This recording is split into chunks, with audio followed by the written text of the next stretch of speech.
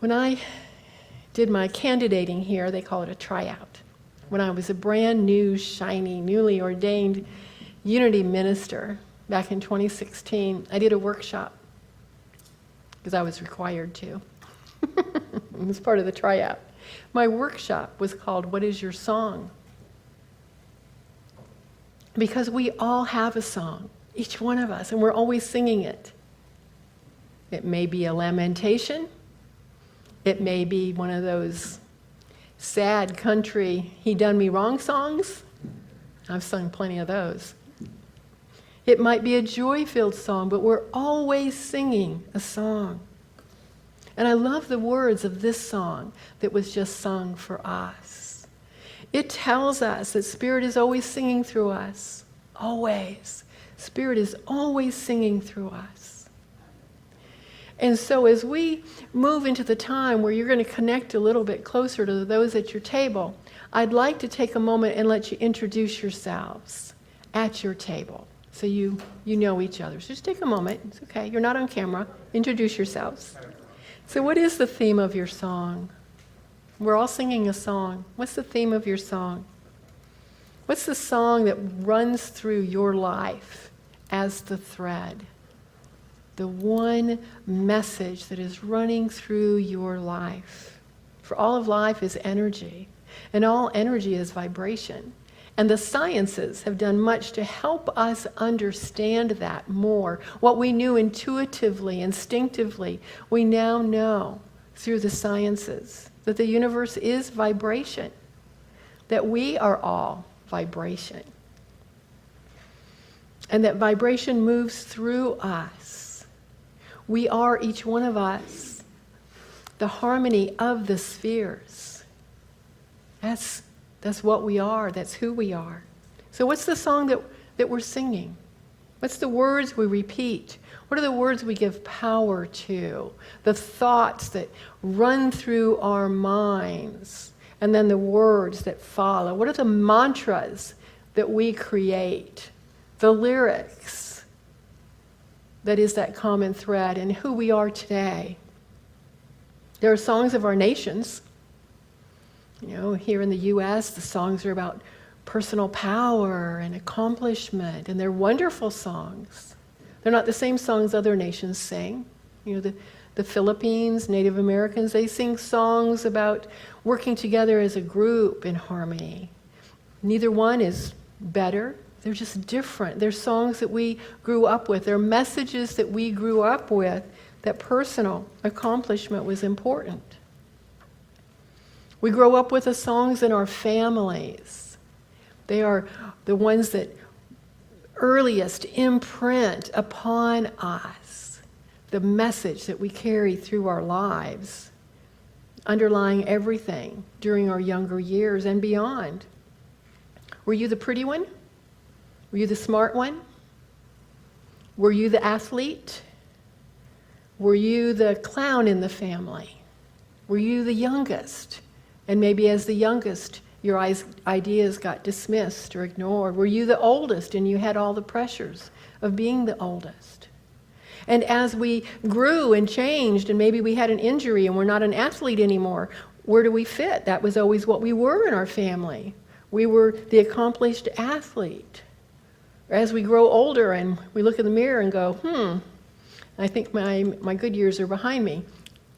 Do we then become so uncomfortable with that? Have you ever noticed when you were in your early 20s, maybe even into your 30s, when you go home and visit family, you'd fall right back in. All of a sudden, mom's doing your laundry. What's going on here?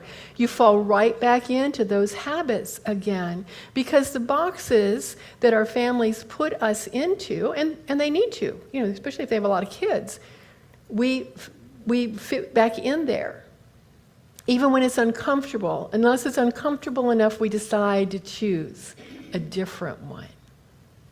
That we no longer want to be known as the klutz in the family, the one that's accident prone, the one that has no common sense, the one that's always messing up. We choose to change that. We choose to change that. And some families might have a song that's specific to the whole family. Mine did. I grew up in Indiana, and we lived in the country. And my father was profoundly proud of the fact that our focus was not money. He had both a sister and a brother who were quite wealthy. So he loved to refer to us as the poor kin. I grew up thinking we were poor. We were not poor.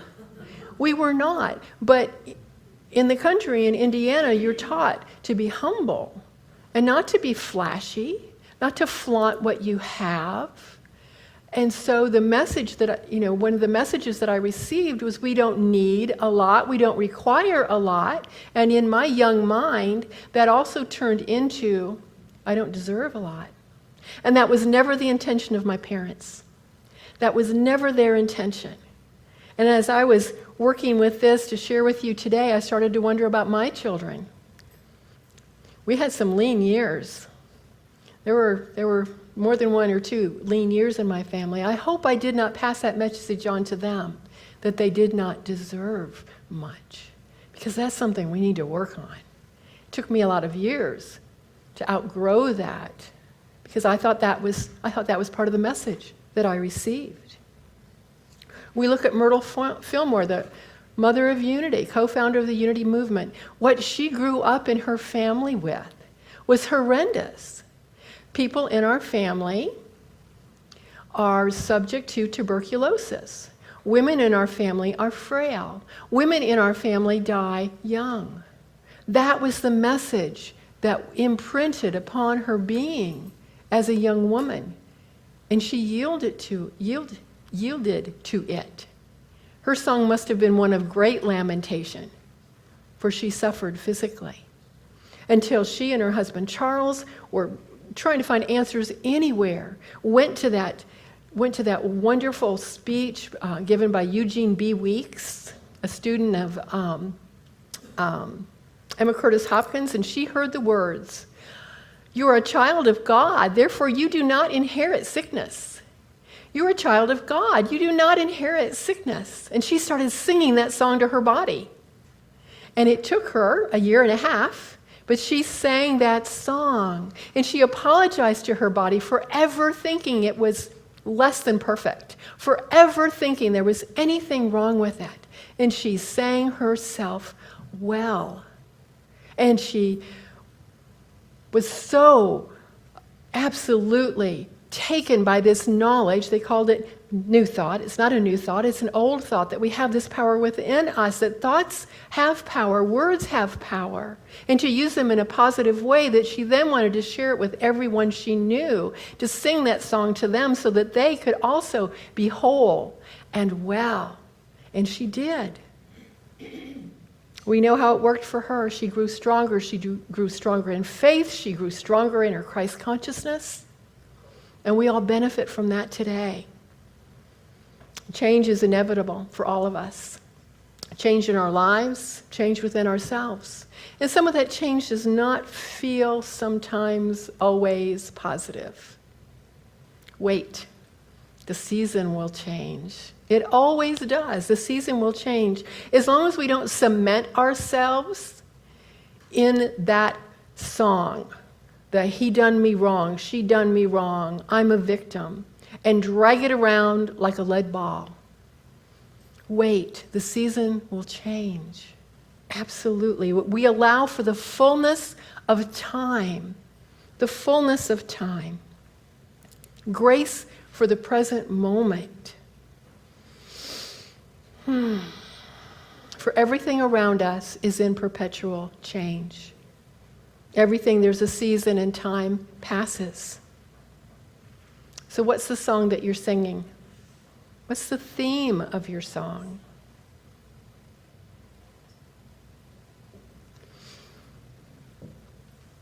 More importantly, is it really your song to sing? Is it yours?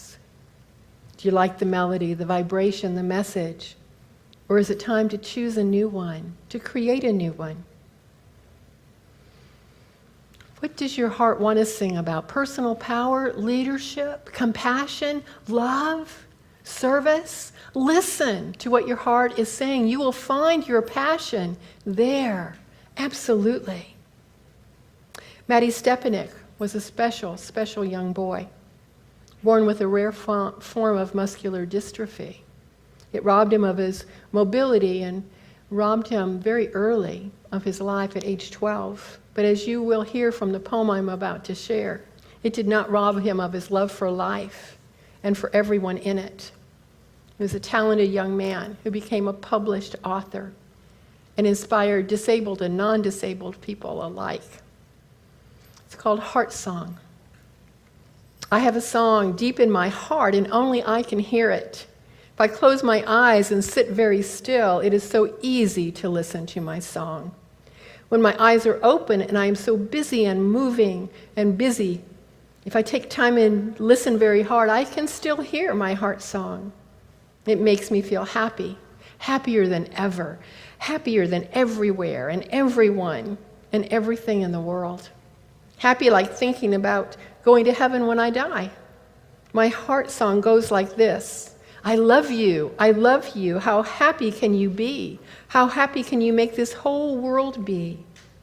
And sometimes it's other tunes and words too, but it's always the same special song. But do you know what?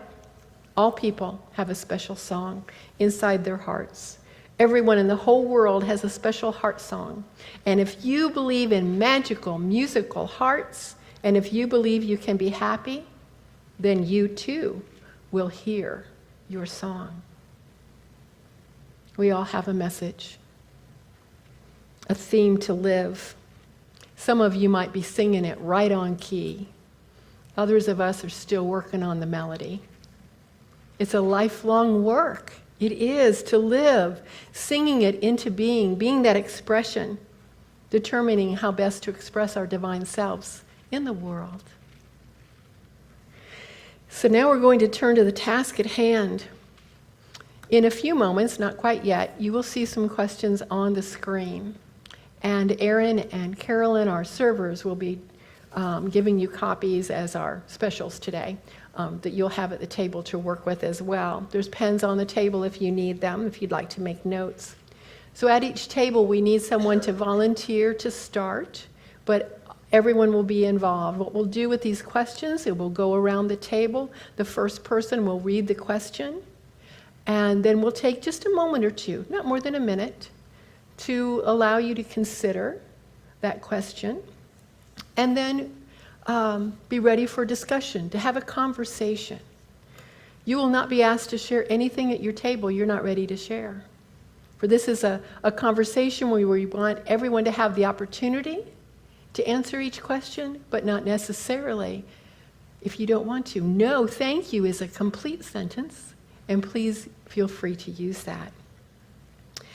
Let's see, when it comes to your time to share among your group, be respectful of time, making sure everyone gets to have an opportunity.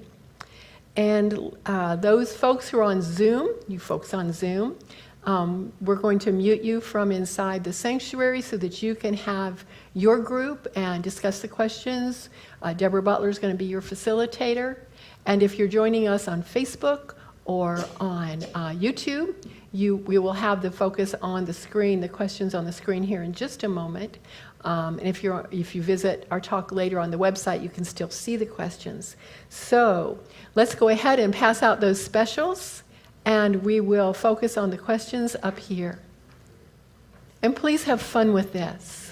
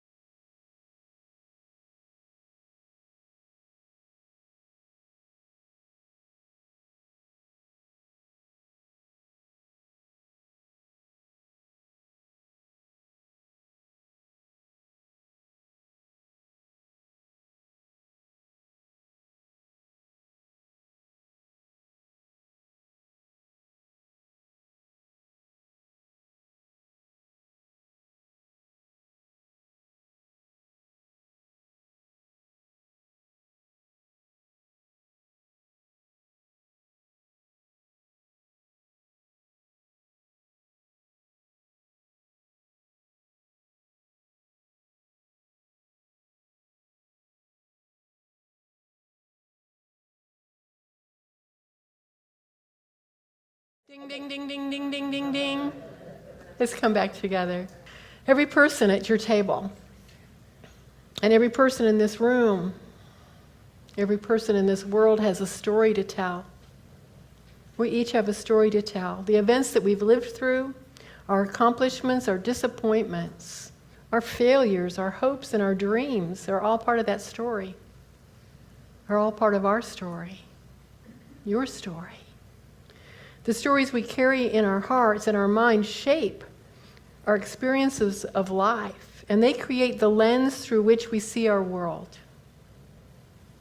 And what we do when we come to church on Sunday, when we come here, is to try to take that lens and shift it to be a lens of love and acceptance, rather than fear or disappointment or hurt. And it is lifelong work for all of us to shift that perception, perspective, to change those lenses out so that we're coming from our space of the divine, rather than that pesky space of humanity, which can give us so much trouble and so much joy. We grow deeper in spirit and we express more of our Christ consciousness when we open our hearts. When we open our hearts to the stories of others. In listening and in learning, we grow together. And that's what you all have done this morning. So please take a moment at your table to offer a silent gratitude to each person at your table who shared some aspect of their story with you and who listened to whatever you shared at your story. Take a silent moment to offer gratitude to those at your table. And I ask I'll go table by table with this and speak only if you choose to. I'm going to ask for one word to describe your experience today. And I'll start with table number 6 in the back. One word. Love. Love is the answer to all questions. That's right. That's right. Anyone else like to share a word?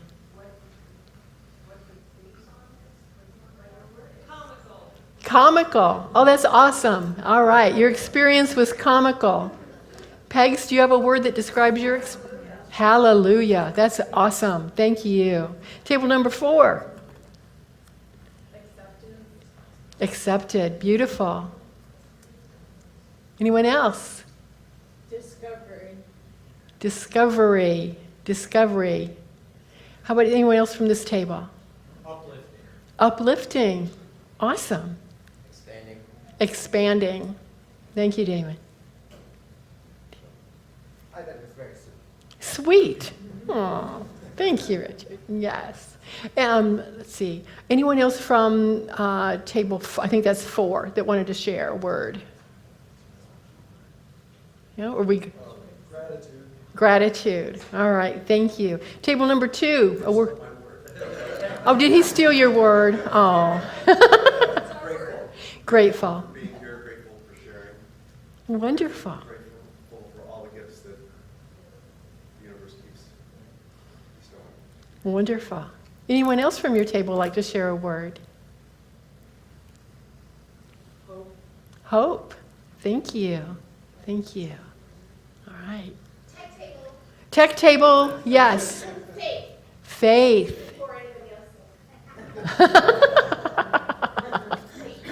Thank you. Introspective. Wonderful. It is a word. It's a big word. You know, I make words up, so, you know. Just put a dash in it. It's a word. How about table number 1? One word to describe your experience today. I thought refreshing. Refreshing. All right. I came up with opening. Opening. Yeah, Wonderful. Yeah.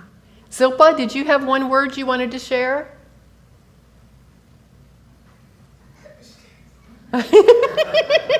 Here I am, Zilpa says. All right.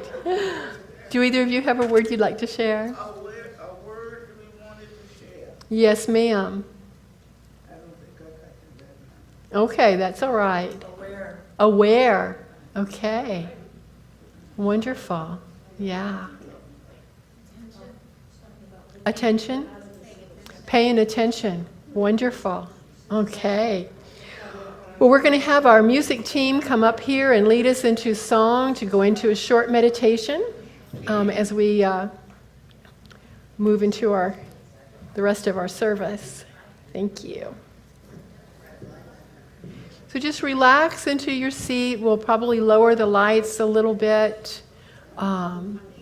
And just let yourself soak in these words, feel these words.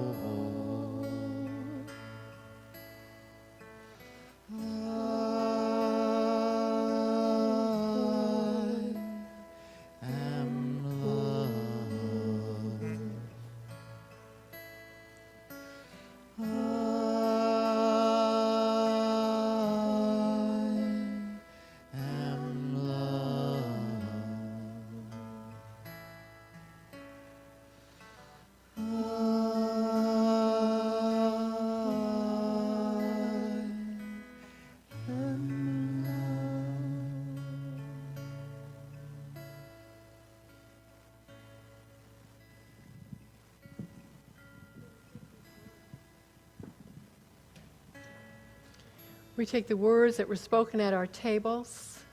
We take the words of these songs, the song. Chris, is my mic on? Okay. We take the words of the song and the words we've spoken at our tables, and we take them to our hearts and allow them to imprint on our very being. Take in a deep breath and release. And so it is. Amen.